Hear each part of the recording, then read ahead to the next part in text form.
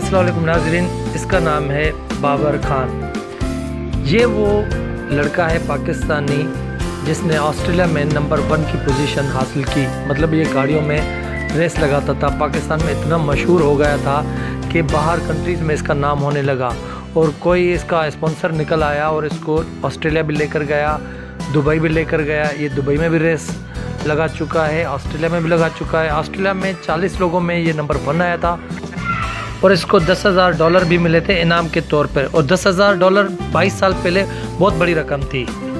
तो नाज़रीन, हम इनसे बातें करते हैं और जो लोग इन्हें जानते हैं उनसे भी पूछते हैं कि इसकी कहानी क्या है। सर, हमें पता चला है कि आप बाबर भाई को जानते हो। जी जी, बाबर भाई को जानते हैं। बाबर भाई ये जो अभी पेंटिंग कर रहे हैं गाड़ियों में, पेंटिंग कर रहा है। इसका माजी हमने कुछ और सुना है, आपको पता है इसका माजी? ये रेसर था, गाड़ियों की रेस में हिस्सा लेता था, दुबई वगैरह ऑस्ट्रेलिया वगैरह जाता था और काफ़ी मतलब पैसे वाली पार्टी थी। कितनी पैसे वाली पार्टी थी? अच्छी पैसे वाली थी, सही मतलब उसकी तादाद तो नहीं पता, बहरहाल अच्छा मतलब खाता पीता बंदा था, टाइट। अच्छा,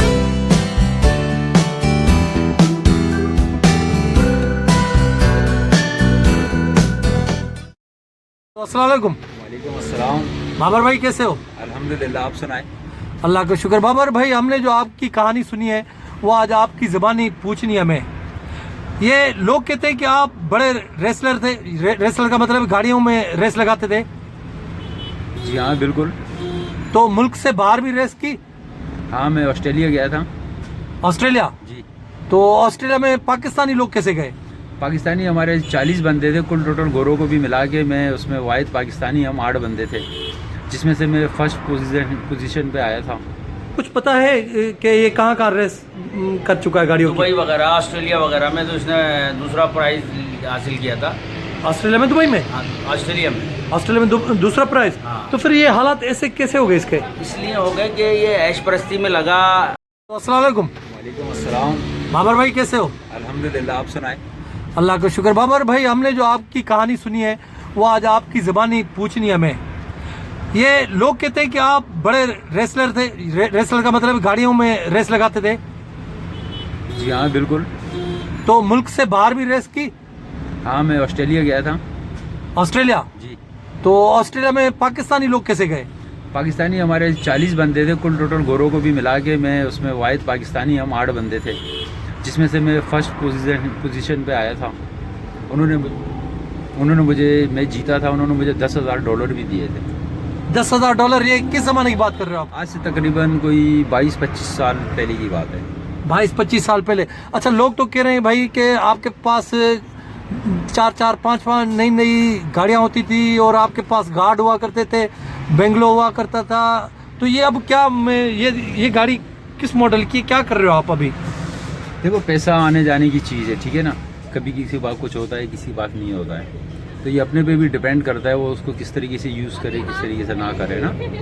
ठीक है, बस ये कि मैंने कमाया भी बहुत अच्छा था। मैं माली हालात से, अभी फ़िलहाल हालात ऐसे हो गए कि आपके सामने ही हो। ये बंदा बड़ा नाइस था और बड़ा मतलब सही ठीक ठाक पार्टी थी और माशाल्लाह कमाया भी इसने बहुत।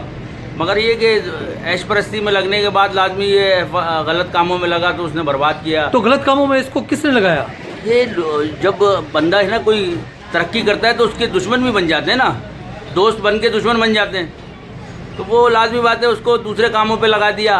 पैसा उसके पास काफ़ी था, जैसे फिल्म वाले नहीं होते कि मतलब ज़्यादा पैसे कमा लेता है तो उसको गलत कामों में लगा देते हैं, वही हाल इनका हुआ है। हमने सुना है कि ये घर में तो रहता ही नहीं था, होटलों में रहता था। होटलों में अच्छा खाना पीना, घूमना फिरना, लोग इसके साथ होते थे, गाड़ियाँ इसके पास होती थी।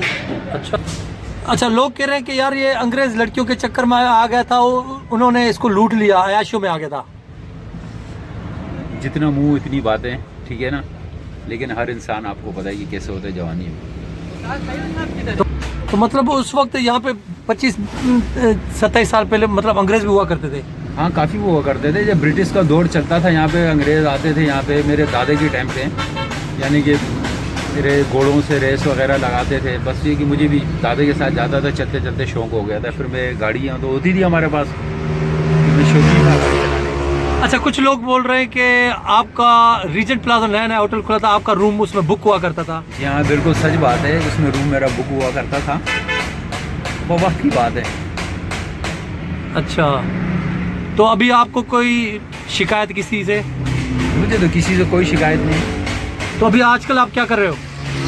वो फिलहाल क्या कर सकते हैं, वक्त पास कर रहे हैं, टाइम पास कर रहे हैं, हालात ऐसे हमारे मुल्क के कुछ कर नहीं पा रहे हैं। अब ये कौन सी गाड़ी है जिसको आप बना रहे हो? ये डाटसन कंपनी की गाड़ी है, डाटसन 120Y। डाटसन 125 जी। मतलब आपको गाड़ियों का शौक रहा है? हाँ, गाड़ियों का शुरू से शौक है मुझे, अभी भी है। अभी भी है। तो मतलब अगर आपको अब चांस मिले रेस लगाने का तो आप क्या समझते हो, कर सकते हो?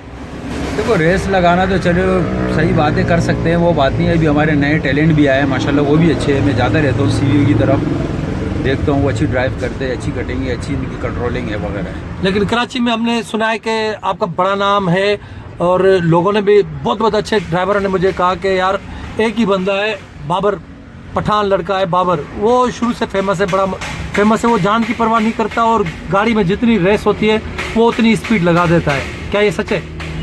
नहीं, वो तो डिपेंड करता है गाड़ी चलाने पे, कंट्रोलिंग होनी चाहिए, हर जगह गाड़ी भगाई नहीं, हमने सुना है कि रेस जितनी होती है आप उतनी लगाते देते हो। हाँ, वो एक लाजमी बात है, वो तो लगा देते हो। जी हाँ। आपसे मिलकर बड़ी खुशी भाई। अल्लाह आपके लिए इंशाल्लाह सही रास्ते खोलेगा।